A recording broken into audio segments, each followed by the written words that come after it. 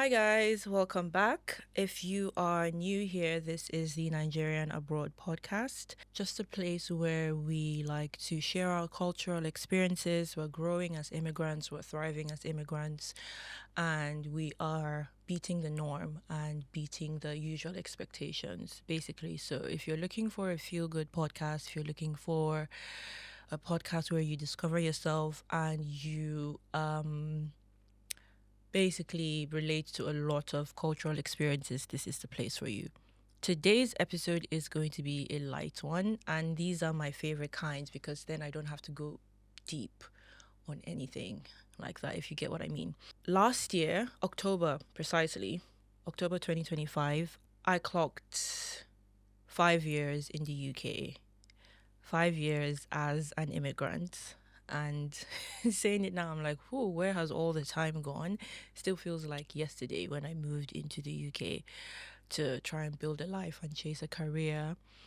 And obviously, like every milestone or every achievement of some sort, we try to like take stock and we're like, okay, who was I before I became an immigrant? Who am I now? Do I remember what I was like? Have I changed? There are a lot of things I was like, I would never do this when I move. Do I do that now? Is that something I do? So many questions obviously come to mind. And if I'm being honest, these questions were sort of inspired slash triggered by a tweet I came across.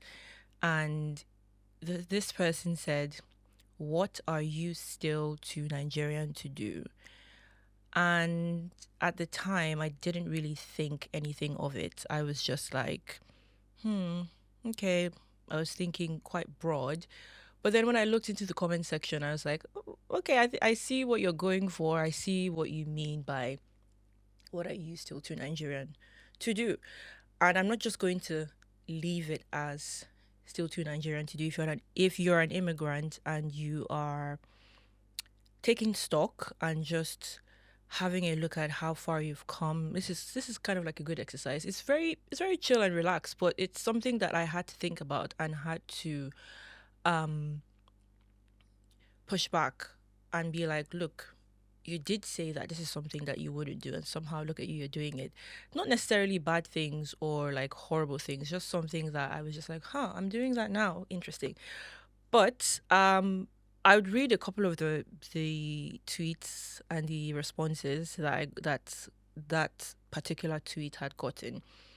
But before I do that, I'd like to talk about some of the things that I am still too Nigerian to do. Like, I can't like get myself, yeah, to do that.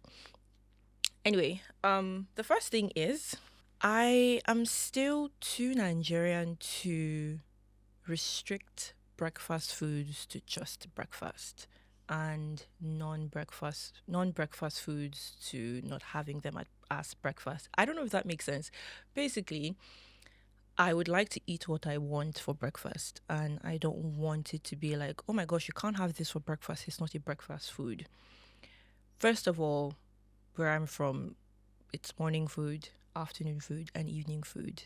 The term breakfast, lunch, and dinner, supper or tea or something, I learned all of that. I mean, I knew of those terms, but I became quite um, assimilated into that when I moved here. Um, and my first experience with that was in uni when I was doing my master's. One of my course mates was just trying to make small talk, and they were like, "Oh, IG, what did you have for breakfast? Tell me about your day, blah blah blah blah blah." And I was like, "Oh, okay, I had pasta for breakfast." And they were like, "Pasta for breakfast? You don't have pasta for breakfast?" And I was like, "Why not? It's not food. I just heated it up or something like that." And they were like, "Yeah, well, but it's pasta. Like, they're breakfast foods." And then we moved on from that conversation, but I didn't, obviously. And I went back home and I Googled like breakfast foods. Believe you me, that was the first time I actually had to do that. Granted, back home in Nigeria, we did have some foods that were well accustomed for breakfast. Akara, pap, bread and eggs, plantain and eggs, yam and egg, like those things. But it did not stop you from having pounded yam and egusi soup if you wanted to, at least in my household. Like, so I was just like, why is it restricted to that? Um, so I think about it now and I'm like, right now I do appreciate a good breakfast. Like the full English breakfast spread. I love it. I love a good French toast. I love cereal for breakfast. I like having all that stuff. Oats, everything. However, if I do wake up one morning and in my spirit I feel that I would like some light eba and ogbono soup, I would like to not be judged for that. That's a that's a stretch. I know that I will be, but it's something that I don't think I can let go of. I think it's something that I'm still too Nigerian to do. Like, I'm still too Nigerian to not have non-breakfast foods as breakfast. I don't know, it's just me. Tell me if you guys feel the same, but this is something that I've just been like, I can just wake up and be like, oh, there was some leftover jollof rice from yesterday. I'd like to heat it up. It was so delicious. I want to eat it for breakfast. I think those are things that I could do. But yeah. Um the second thing for me is the pet culture. And I'll explain. So, firstly, I don't understand anything other than cats and dogs being pets. I would not understand having a tarantula, having an alligator, having a hamster, like having that hamster wheel go on and on and on at night. Guinea pigs, I don't understand that. People even go as far as having tigers, but I feel like that's extreme.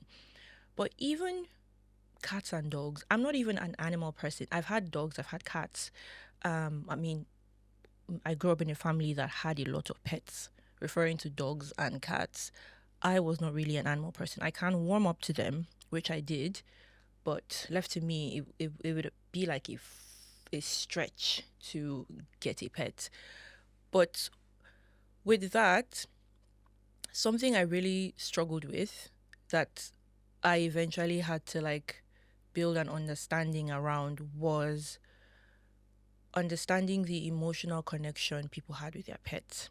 So back in uni, still my master's degree, my master's degree was a whole lot of culture shock. So one of my course mates lost her cat and she was so distressed. I could not for the life of me understand why you would feel that way about an animal. And I was like, this was my first week in, by the way, my first week in the UK. And I was like, it's just a cat. Like, and right now I have a lot more understanding for that. I wouldn't say I'm there yet and I would feel that way, but I understand how people feel about their pets and how much of an emotional support they provide. So that in that aspect I have evolved so much because I'm like, if I see somebody being so upset about maybe losing their pet or something going wrong with their pet, I have a lot more empathy and I'm just like, I understand that. I can see why it's that way because of how much you love that animal, you love that pet. That's absolutely fine. Yeah, so it's been such a huge change for me. I'm looking back now and I'm like, I personally would not feel that way, but my understanding and perspective of people who do has severely changed and evolved, and that's something that I'm actually quite glad to. And I feel like in a few years I might feel differently. I might get to that point where I'm like, okay, I kind of love animals. Oh, my dog's my child, and I'm like, oh my gosh, it's so cute. I might do that. I think I should make this a thing. Maybe in the next 5 years, I'm like, let's take another stock. Let's see how much you've changed, or make it a yearly thing and be like, okay, what are you still too Nigerian to do? So that's that on the pet culture. Another thing I am too Nigerian to do is go camping. This one certain, I am certain that it is not going to change because, first of all, why am I choosing willingly to be without electricity, be without running water, be without the internet because I would like to connect with nature.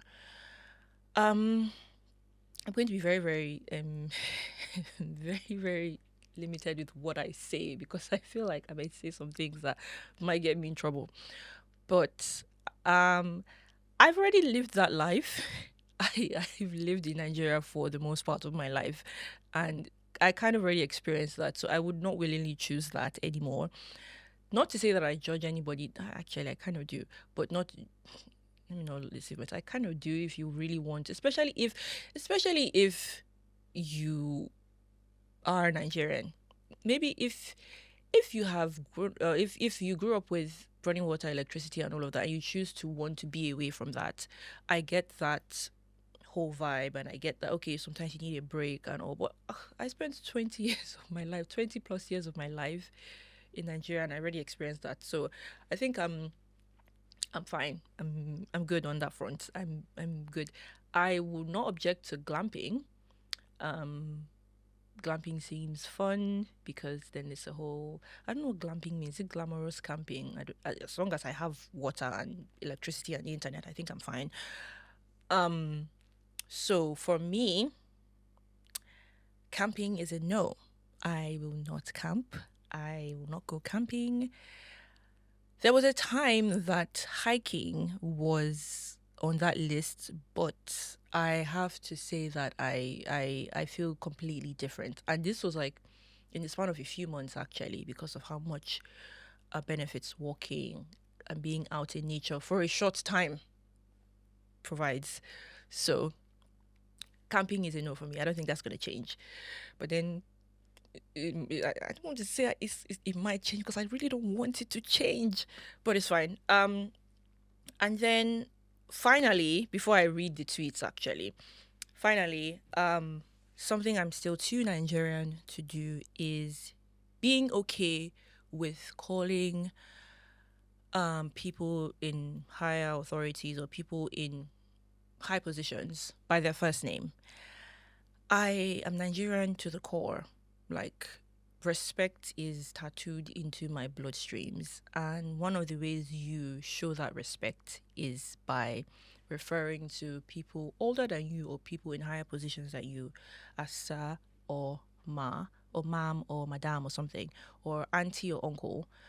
So let's say someone's name is James and then they're like older than you, say Uncle James, yes sir, or something like that. So again, from my master's degree, I faced that. So one of my professors, she's a doctor, and she was like, "Call me." Da, da, da, da. She gave the name, and it wasn't just a name; it was her nickname. So it's like how I'm like, okay, my name is Ijeme, and I prefer people to call me IJ. So I wouldn't say, okay, I'm Dr. Ijeme. I'm like, call me IJ. And I'm just like, wait, it's not reserved for your friends. Why are you asking me? I felt so uncomfortable, even sending emails to her and like, okay, my project, this is due. Then she would correct me so many times because I would be like, doctor, I'll call her full name. And she'd be like, no, don't call me that. This is my name. Like, call me this. It felt so uncomfortable. And then fast forward to in a working environment, I would feel so uncomfortable. I still feel so uncomfortable. And I'm like, how am I calling you by your first name? Are you okay? I'm like, is everything okay? It feels like I'm in the upside down or something. Like, I have not been able to get over that. And I think another thing, I don't know if I'm getting towing the line at this point, but another thing is, so as much as I have somewhat assimilated into this whole culture here, I still have a very vibrant, strong Nigerian community. So that's church. And if you're aware of like the African church culture, there's a lot of respect. Even for, you can have pastors that are your age mates and all of that, and there's still that respect. And also, there's still a part of me that upholds that. And I see that every other day in church and within my Nigerian community, which kind of there's like a tug of war in my head. So I do that whole Nigerianness in church, and then I come to work and I'm like, wait, you don't want me to hold your bag? Like, you don't need me to curtsy as I'm greeting you? Wow. Yeah, so this might change because now I'm saying I'm suppressing my discomfort. I still feel it a lot. I'm not used to it yet, but I've learned to suppress my discomfort when it comes to calling my superiors by their first names. I don't know how if I get over it. Maybe I'll just get used to the discomfort, and that's something that I'd have to eventually learn to live with. But I think that I'm still too Nigerian to be comfortable calling people older than me and my superiors by their first name. Ah, another thing. Because I work in education, I'll just add this. I am still too Nigerian to let the students call me by my first, because I'm like, what? Why will I let you call me by my first name? And maybe this, oh God, this is just like a toxic cycle that we need to like address and all. So I think in my head, I'd be like, I don't even call my seniors by their first name. Why are you calling me by my first name? To be fair, technically, it shouldn't be so, but the discomfort I feel is even worse than other people when they are called by their first name. So I'm just like, Anyway, so that's like my four. And there was a lot more, but I don't want to just ramble all through the episode. So I was like, I'm going to read some of the tweets as to what they said. And yeah. Um. So the tweet obviously is, what are you still too Nigerian to do? And someone says, I am still too Nigerian to go camping. I did not survive NEPA to volunteer for darkness.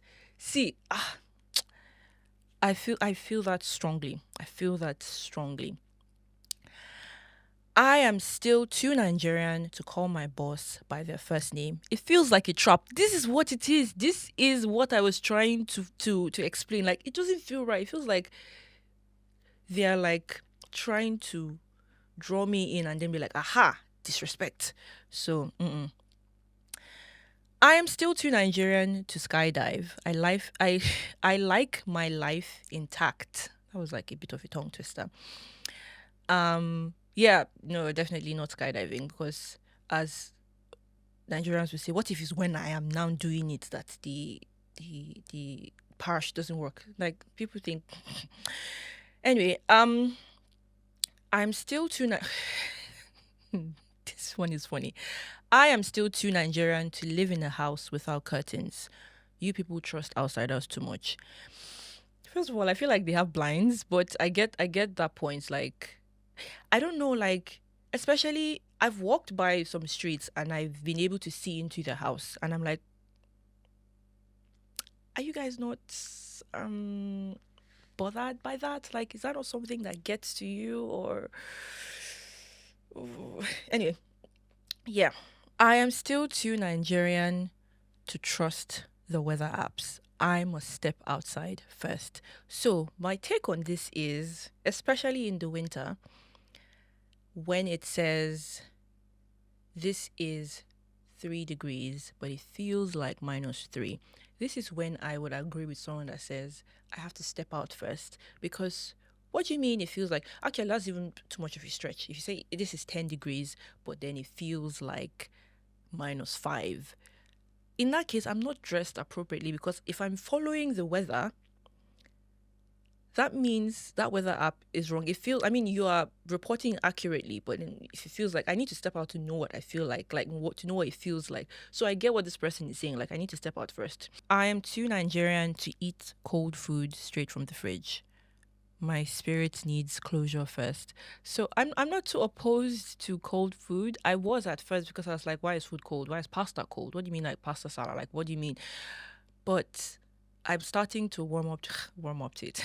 I'm starting to warm up to it, and I think it's not too bad. It's not crazy bad like that. So it's one of those things where I feel like it's good if you have a really nice cold food. It's good. Like sandwiches are amazing. So yeah. I am too Nigerian to treat pets like children. I understand it, I respect it, but I will not participate. So I get this person completely. I get to the point where it's like, I understand it, I respect it. But when it gets to that, I will not participate. I'm not stopping myself from doing that because I mean, come on, have you seen those dog and cat videos? They're cute. So I am still too Nigerian to not greet properly. A nod is not a greeting. You know what? I think I have got. I don't mind the greeting bit because, to be fair, I don't really enjoy interacting with people I don't know like that. So yeah, so that's it. It's like, but I did this episode not to make it a thing of like it is this versus that. It is this culture versus this culture. I think it's a point of stock taking. It's like having to look at yourself and be like, I did say that I would never do this. Do I do that now? How have I evolved? How have I assimilated into this new environment I'm in? I think as immigrants, we're always so worried about losing ourselves and losing our culture and losing who we are because we have, let's say, participated so much in a certain culture, in a certain environment that it feels like we're not ourselves anymore. But that may not necessarily be a bad thing. You're becoming more of yourself and you're becoming you. Like, there's nothing wrong in evolving, there's nothing wrong in changing. And by changing, I mean growing, learning, unlearning what you used to know, relearning, learning more. So it's something that we need to think about. Like, just have a think about it and be like, what am I like? What is something that I said I would never do that I do now? But then, what is something that I said I would never do and I'm still too Nigerian or still too whatever country I'm from to do, even though I'm here and this is something that is done. So the point of it is just to take stock, like have a look at where you're at in your life and see it. For me, it's 5 years in the UK, five years in the UK, and as much as I was trying to be like, oh my god, what have I achieved? What have I done? It was more of an amusing thing because I was like, okay, I did do this. But one of the things this one didn't even take me 5 years to switch up on myself. It was the accent, and it was just for me personally, it was just easier for me to just, I would say, switch it up because certain jobs that I would take and all of that, I'd work with older residents and it'd be harder for them to understand me. And I was like, ain't nobody got time for this. I'm not about to be like a whole activist, like you must understand me. I just want to get paid. So I do the job, I get the accent, however they would understand me, do it and get it done. And in that instance, it was something that I was just like, oh my God, IJ, but you said that you would not change your accent. And it did get to me for a while. But then I was like, wait, so? So what? So it's just one of those things that I feel like we need to get to that point where we're not being so hard on ourselves with how much we have evolved, especially because when you do go back home to visit family, there's this whole, oh my gosh, IJGB, you have turned into this, blah, blah, blah, blah, blah. And sometimes it gets to you, but it really shouldn't because it can happen to anybody. It's just you being in a different environment. And I think that's something that we have to like have a look at, have a sit down. That is it for it. Thank you guys for watching. I hope this was a fun, light episode that you guys enjoyed. Um, I enjoyed recording it. I enjoyed talking about it. Fun fact, this is my second attempt at recording this episode. The first time I didn't really enjoy. I don't think I carried the episode quite well. So as a podcaster, that's a learning curve for me. And if I watch this back and I don't like it, I'm going to have to redo this episode again. Or might actually just put it out there and learn from the mistake. But I'm not saying there's going to be a mistake. But I'm happy. I feel happy. I feel very comfortable. I feel very good about it. And I hope you had fun watching or listening to this episode. But let me know in the comment section what you are still too Nigerian to do or what you are still to whatever country you're from to do. what you're still too Ghanaian to do, what you're still too Indian to do, what you're still too African to do, what you're still too South American to, anything, whatever. If you are an immigrant, you qualify for this question. So have at it. Go into the comment section. But don't forget to like and share. I know you watch this video, so just like and share, okay? Like this just do that for me, okay? And yeah, I'll see you in the next episode. Bye.